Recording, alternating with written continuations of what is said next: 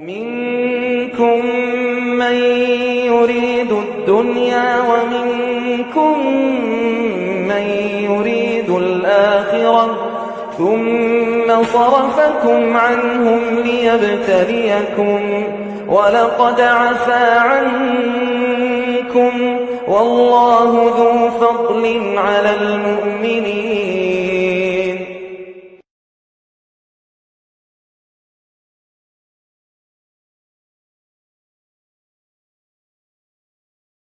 بسم الله الرحمن الرحيم.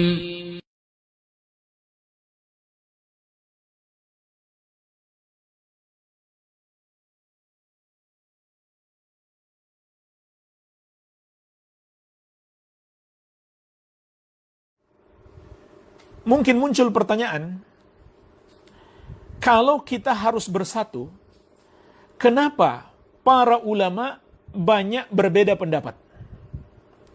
Bahkan tidak jarang juga para ulama memberi toleransi kepada yang berbeda pendapat. Memberi toleransi maksud saya adalah tidak menyesatkan, tidak menganggap sesat. Tidak menganggap orang yang berbeda dengan mereka sebagai orang sesat. Maka jemaah sekalian ketahuilah, dalam Islam itu ada perbedaan yang ditolerir, ada yang tidak bisa ditolerir. Nah, ini harus kita pahami dengan baik. Tidak memahami masalah ini juga termasuk sebab perpecahan. Orang yang memusuhi saudaranya, atau menganggap sesat, atau menganggap ahlul bid'ah terhadap saudaranya, karena perbedaan masalah fikih, yang ulama sendiri beda pendapat.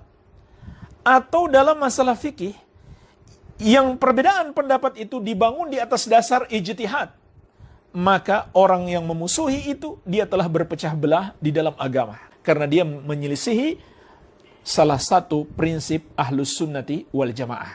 Berikut saya bacakan dalam penjelasan Syekh Muhammad bin Shalih Al-Utsaimin rahimahullah terhadap kitab ini.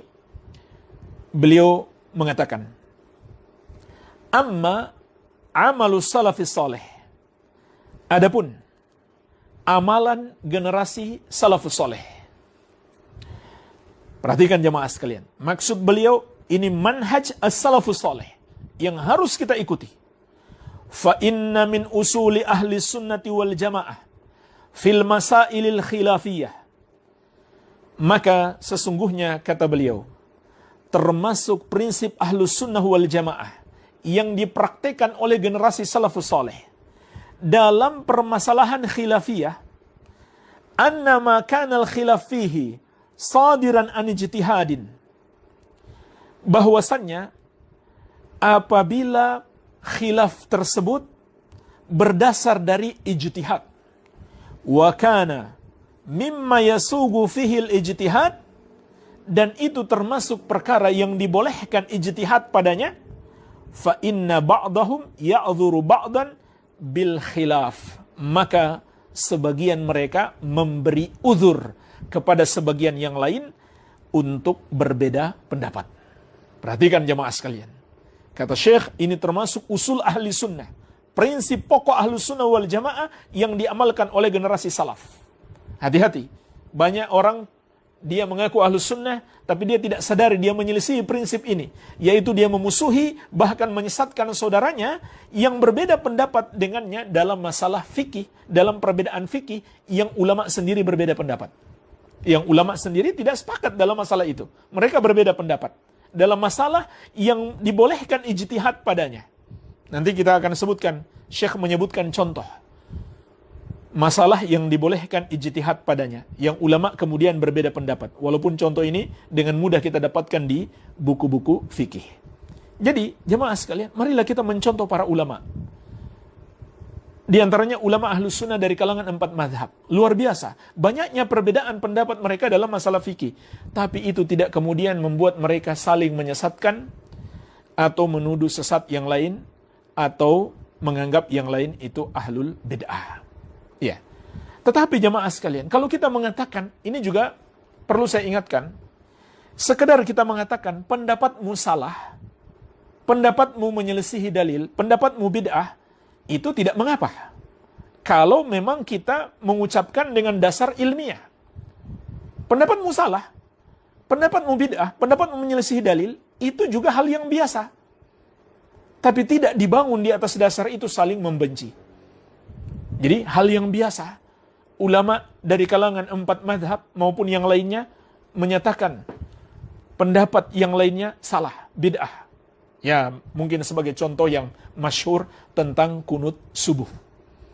Ini termasuk perbedaan pendapat di kalangan ahlus sunnah. Jadi jangan ada yang beranggapan kunut subuh ini termasuk perbedaan pendapat antara ahlus sunnah dengan ahlul bid'ah. Tidak. Perbedaan pendapat dalam kunut subuh ini termasuk perbedaan pendapat di kalangan ulama ahli sunnati wal jamaah. Sebagian ulama mengatakan hukumnya sunnah, sebagian mengatakan bid'ah. Jadi jamaah sekalian, jangan pula kita mengatakan orang yang mengatakan kunut subuh itu bid'ah, dia suka membid'ahkan berarti dia sesat. Ini juga salah. Ini juga tidak benar. Ini sudah dikatakan para ulama dari kalangan 4 mazhab. Iya. Jadi, itu hal yang biasa. Ketika kita mengatakan pendapat saudara kita salah, karena menurut saya dia menyelisihi dalil, atau dia tidak punya dalil. Tapi itu tidak bermakna saya mengatakan saudara saya itu sesat, saudara saya itu mubtadi, ahlul bid'ah, tidak.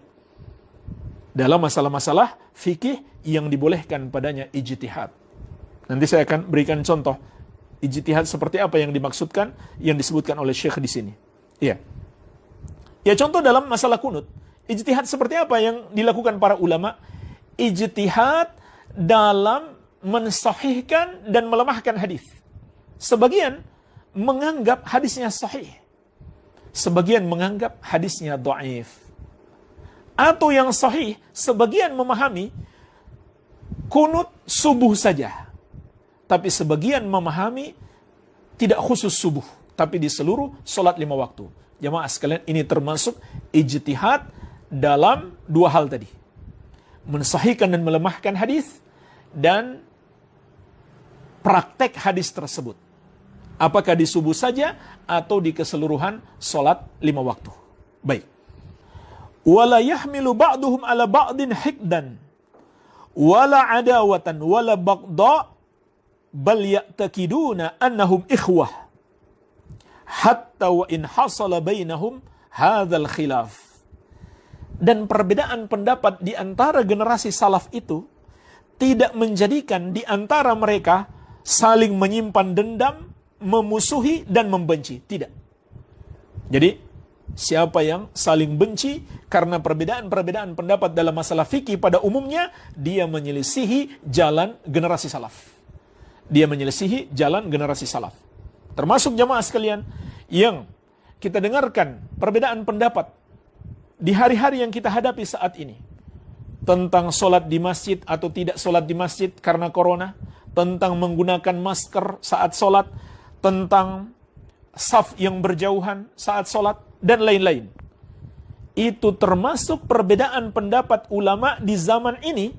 Dan kita lihat para ulama. Apakah mereka saling benci? Apakah mereka saling membid'ahkan? Apakah mereka saling mengatakan si fulan sesat karena dia tidak mengikuti dalil? Tidak. Jadi terlalu berlebihan kalau ada yang menuduh seperti itu. Dia menyelisihi manhaj salafus saleh. Menyelisihi manhaj ahlus sunnati wal jamaah. Iya. Bal ya'taqiduna annahum ikhwah. Bahkan mereka, para ulama salaf, kata Syekh, meyakini bahwa mereka adalah ikhwah. Orang-orang yang bersaudara.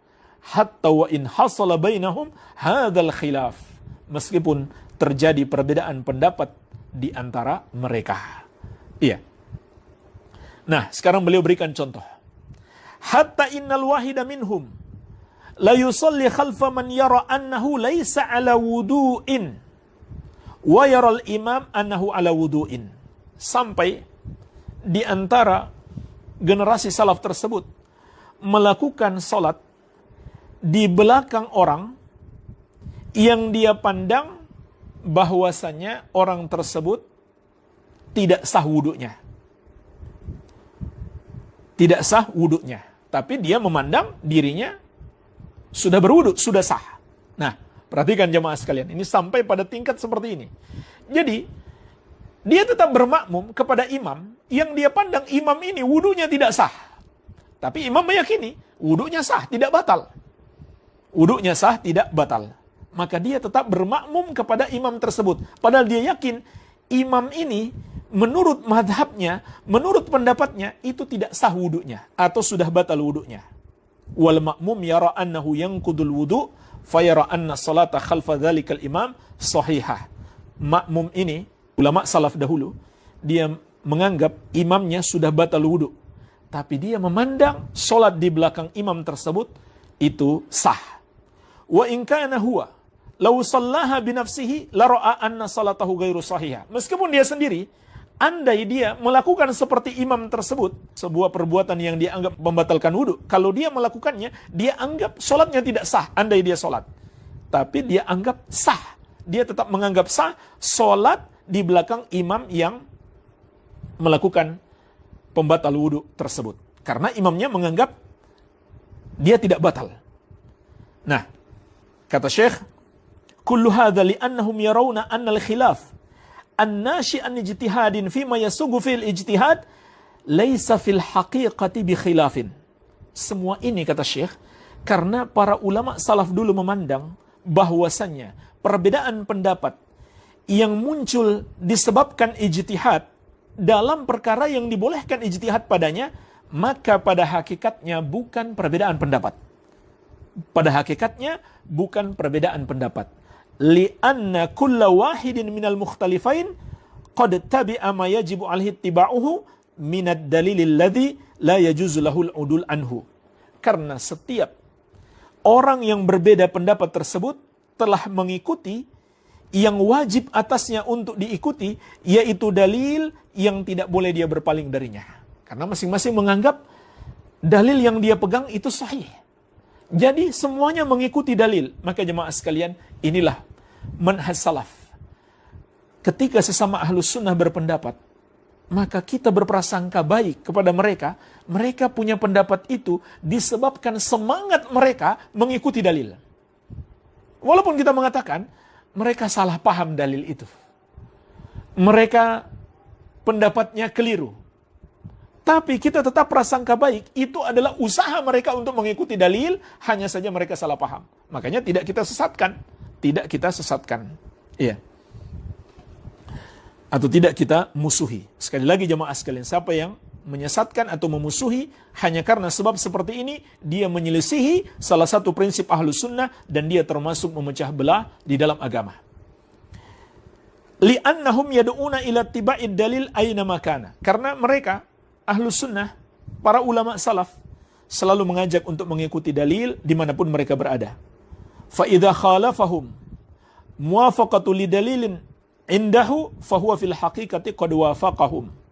Apabila saudaranya menyelisihi mereka disebabkan dia mengikuti dalil yang dia miliki atau yang dia ketahui, maka pada hakikatnya saudaranya itu telah menyepakati mereka, yaitu menyepakati dalam hal apa?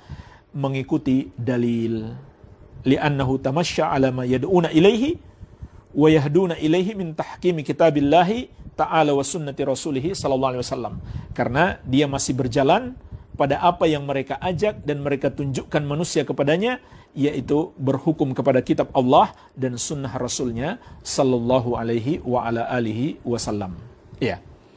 Jadi jemaah sekalian, inilah penjelasan ulama tentang bagaimana manhaj salaf menyikapi perbedaan pendapat dalam masalah-masalah fikih di kalangan ahlus sunnati wal jamaah. Ya.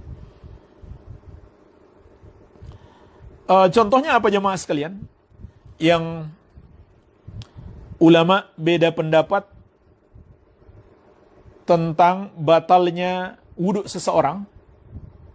Sebagian memandang batal, sebagian memandang tidak batal. Tapi yang memandang batal, dia masih ikut sholat kepada yang memandang tidak batal. Contohnya apa?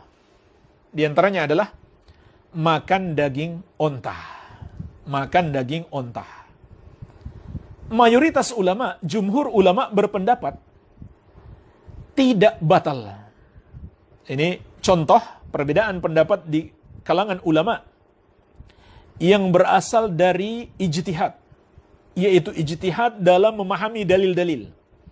Ijtihad dalam memahami dan mempraktikkan dalil-dalil. Ya. Jadi mayoritas ulama berpendapat makan daging onta itu tidak batal. Sebagian ulama dari kalangan Hanabilah dan yang lainnya berpendapat batal. Dan masing-masing punya dalil. Masing-masing punya dalil. Dan punya ijtihad dalam memahami dalil tersebut. Ulama yang berpendapat bahwa makan daging onta itu batal, hadis-hadisnya sahih. Di antaranya Nabi SAW ketika beliau ditanya tentang daging onta, maka beliau menjawab, na'am. Fatawadda min luhumil ibil. Ya, daging onta itu, kata Nabi SAW, membatalkan wudhu. Maka berwuduklah kamu kalau makan daging onta. Ini hadis yang dipegang oleh para ulama dari kalangan Hanabilah. Nah, mayoritas ulama, kenapa mereka menyelisihi hadis ini? Kenapa mereka menyelisihi hadis ini? Ada banyak kemungkinan. Di antaranya, mereka menganggap hadisnya lemah, hadisnya dhaif. Ini kembali lagi seperti contoh kunut subuh tadi. Kembali pada pensahihan dan pendhaifan. Ijtihad masing-masing ulama dalam mensahihkan dan melemahkan hadis. Imam Syafi'i rahimahullah sampai pernah mengatakan, andai saya tahu hadis tentang batalnya wudhu dari makan daging onta, maka tentu akan saya ikuti. Jadi beliau dengar hadisnya, tapi beliau anggap hadisnya lemah. Beliau menganggap hadisnya lemah. Jadi ini contoh. Maka yang seperti ini tidak saling menyesatkan. Ya bisa saja berbeda pendapat. Orang mengatakan, sebagian ulama mengatakan hadis ini sahih, sebagian mengatakan hadisnya dhaif. Baik. Sebagian lagi, mengapa mereka mengatakan tidak membatalkan wudhu makan daging onta? Karena mereka berdalil dengan hadis umum. Nah, ini contoh perbedaan memahami hadis. Ini contoh yang kedua, perbedaan memahami hadis. Contoh yang pertama tadi, perbedaan dalam ijtihad mensahihkan dan melemahkan hadis. Contoh yang kedua, ijtihad dalam memahami hadis. Nah, ada hadis-hadis yang bersifat umum bahwa Rasulullah SAW dulunya memerintahkan berwudu orang yang makan makanan yang dimasak oleh api. Tapi kemudian beliau tidak lagi memerintahkan untuk berwudu. Jadi hukumnya nasakh, dihapus. Jadi dulunya Nabi SAW memerintahkan orang yang makan makanan yang dimasak oleh api, hendaklah dia berwudu. Tapi setelah itu, di kemudian hari, Nabi SAW menghapus hukum tersebut. Nah, berdasarkan dalil itu, para ulama mayoritasnya mengatakan, kalau begitu, termasuk makan daging onta, itu tidak lagi membatalkan wudu. Itu tidak lagi membatalkan wudu. Padahal hadisnya masih bersifat umum. Yaitu makanan yang dimasak. Tapi mereka pahami itu mencakup daging onta. Sedangkan mazhab Hanabilah mengatakan tidak mencakup. Karena hadis itu masih terlalu umum. Nah, ini jemaah sekalian, perbedaan pendapat ulama dalam memahami dalil-dalil yang tidak ada nas tegas dari Rasulullah SAW. Boleh saja kita mengatakan salah, tapi tidak kemudian saling menyesatkan di antara yang lainnya. Kenapa? Karena para ulama sendiri berbeda pendapat dalam hal itu, mereka tidak saling menyesatkan. Mereka tidak saling menyesatkan. Bahkan jemaah sekalian, para ulama tersebut, yang benar dan yang salah, masing-masing mendapatkan pahala, tidak mendapatkan dosa. Sebagaimana sabda Nabi SAW, "Idza hakamal hakim, fajtahada fa asaba falahu ajran, wa in ijtahada fa akhta'a falahu ajrun." Kalau seorang yang menentukan hukum, atau seorang hakim berijtihad, lalu dia benar, dia dapat 2 pahala. Kalau dia berijtihad lalu dia salah, maka dia dapat 1 pahala. Inilah keyakinan kita terhadap para ulama, para da'i, para ustadz ahlus sunnah yang berijtihad dengan ilmu yang dia miliki dalam hal-hal yang dibolehkan ijtihad padanya. Kalau dia benar, dia dapat 2 pahala. Kalau dia salah, insya Allah dia dapat 1 pahala. Tidak kemudian kita membencinya, memutuskan hubungan dengannya, mentahdirnya, melarang orang menghadiri kajiannya, itu tidak boleh. Itu berlebih-lebihan, melampaui batas, dan itu menyelisihi sunnah, menyelisihi prinsip ahlus sunnah, dan perbuatan itu termasuk memecah belah ahlus sunnah, memecah belah dalam agama. Ini penjelasan Syekh Muhammad bin Shalih Al-Utsaimin rahimahullahu ta'ala rahmatan wasi'ah. Maka jemaah sekalian, ini contoh yang pertama, perbedaan pendapat yang ulama saling mentolerir. Contoh yang kedua apa? Yang ulama tidak mentolerir perbedaan pendapat di dalamnya. Maksudnya, tidak mentolerir adalah menganggap orang yang berbeda pendapat di dalamnya dia sesat, dia menyimpang, dia ahlul bid'ah. Perbedaan pendapat seperti apa? Perbedaan pendapat dalam umumnya masalah akidah. Dalam umumnya masalah akidah. Mayoritas masalah akidah. Iya. Yang sudah disepakati para ulama. Dan umumnya, mayoritas masalah akidah disepakati para ulama, tidak ada perbedaan pendapat kecuali sedikit saja. Maka yang sedikit itu yang ulama ahlus sunnah berbeda pendapat, tidak dibangun di atasnya saling menyesatkan atau menganggap satu dengan yang lainnya sebagai ahlul bid'ah. Ya. Contohnya, perbedaan antara ahlus sunnah dengan khawarij. Perbedaan ahlus sunnah dengan syiah. Perbedaan ahlus sunnah dengan golongan-golongan yang mengingkari sifat Allah Azza wa Jalla dari kalangan Jahmiyah, Mu'tazilah, dan pengikut-pengikut mereka, dan lain-lain. Maka ulama ahlus sunnah menyesatkan orang-orang yang menyelisihi sunnah tersebut. Orang-orang yang menyelisihi kesepakatan ulama, menyelisihi akidah yang benar. Dan perbedaan pendapat seperti ini tidak ada di kalangan sahabat. Perbedaan pendapat dalam usul akidah tidak ada di kalangan sahabat radhiyallahu taala anhum ajmain. Karena sahabat tahu siapa yang menyelisihinya, dia sesat. Maka para sahabat tidak ada yang menyelisihi prinsip-prinsip akidah ahlus sunnati wal jamaah.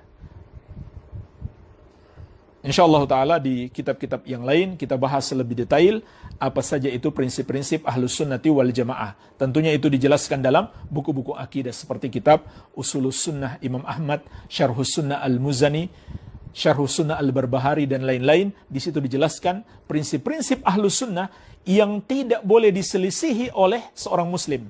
Siapa yang menyelisihinya, maka dia divonis sebagai orang sesat, orang yang menyimpang, orang yang memecah belah agama. Baik jemaah sekalian, inilah perbedaan pendapat yang boleh ditolerir dan tidak boleh ditolerir.